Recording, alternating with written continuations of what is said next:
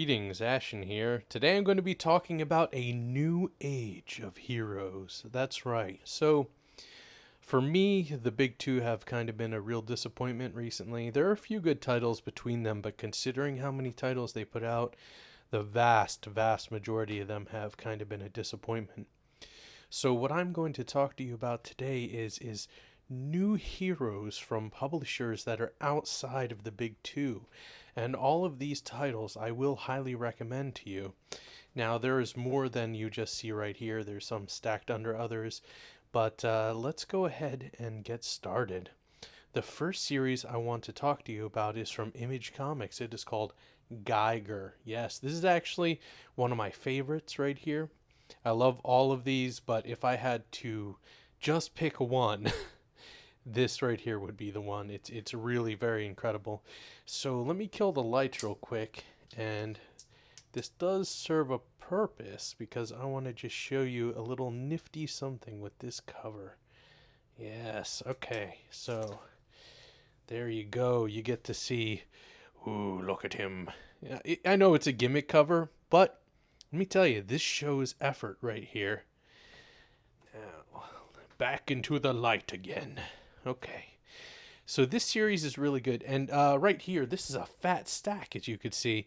And this is all just the series. There's no other series under this. I just love this series so much that I bought a lot of different covers. So we're going to go through these real quick. I'm going to show you cover 1, the glow-in-the-dark variant. This one right here, I believe this is the Eric Larson variant. And I got a second one of those. And then we have another variant cover. And this is the standard cover right here. Really cool looking. Look at that. Nuclear explosion, hearkening to the beginning of his whole story arc. This is a post-apocalyptic superhero character, which is really cool. It's like Mad Max meets Fist of the North Star.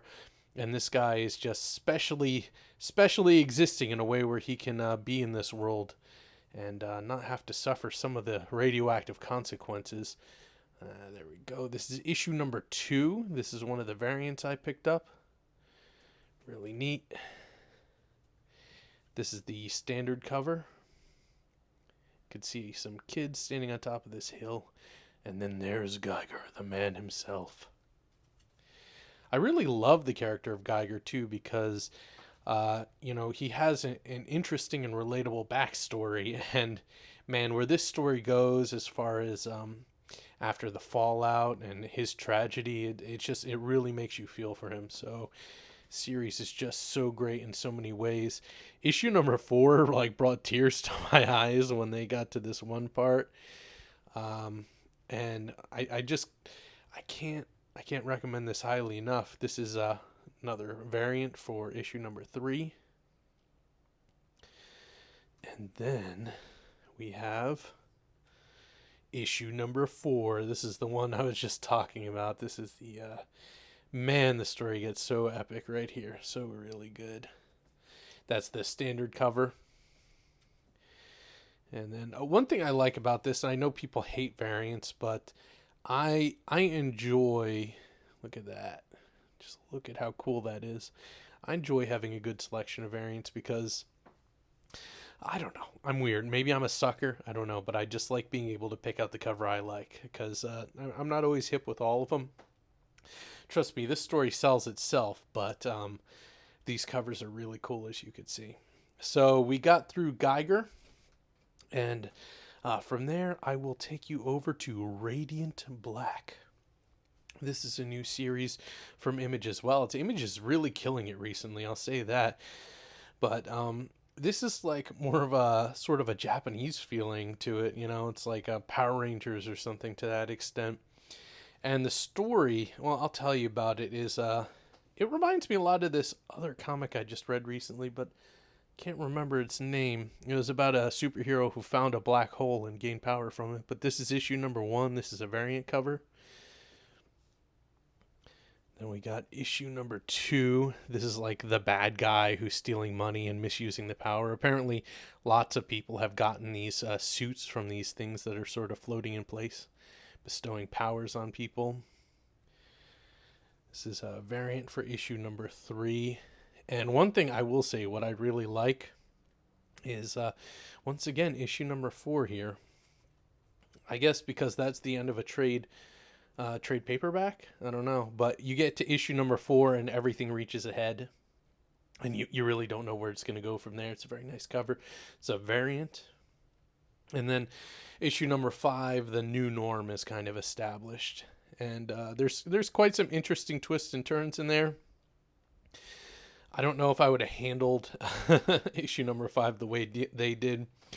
But we'll just have to see where it's going to go from there. It's not bad. It's just kind of like I would have knocked a certain character's head off no matter what. So that's just me, though.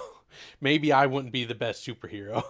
From there, I will talk to you about this series called Blue Flame. Yes, Blue Flame is excellent. It's very different. It has science fiction, like almost high fantasy science fiction built into it. But then it also, another story is really down to earth. And somehow the two stories are connected between our reality and this crazy future sci-fi reality. And I'm really interested to see what they do with it. But this is issue number 1, and I'll show you up close. This has a bit of a, there's a shine on that ring. I don't know if you could see it or not, but this is issue number 1. There's another variant here.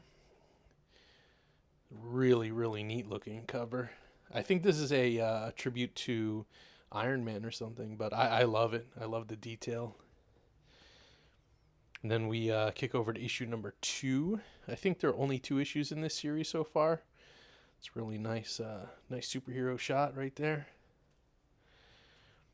But yeah, it's very, as you could see here, this is like a doorway showing you between the other reality and the regular reality. It has quite an interesting story, and the mystery is really it's really up there. I want to know what's going to happen. I want to know how much of a threat that what's happening in sci-fi reality has to do with our reality, and if there will be some kind of impending destruction of Earth, and what will happen with Blue Flame, and finding out about the whole system, how everything's going to work out. It's really, really very interesting. So if you want to see something a bit different, this is definitely a superhero story, but it's a very, very different, and I enjoy it a lot. All right, let's move over from there to Gods and Gears. Yes. Now this is also a very sci-fi sort of superhero story. This is definitely, in my opinion, this is definitely a superhero story, but it even starts off that way. You really get into jumping around, skipping around through realities, and the story builds from there, especially with the new series coming up.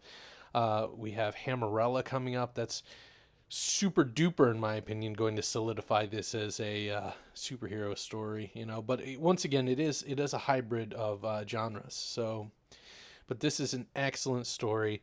The guy who makes it's really cool too. So you can go and check out his YouTube channel. It's Ryan Wynn. He is a cool dude, and I watch his stuff regularly.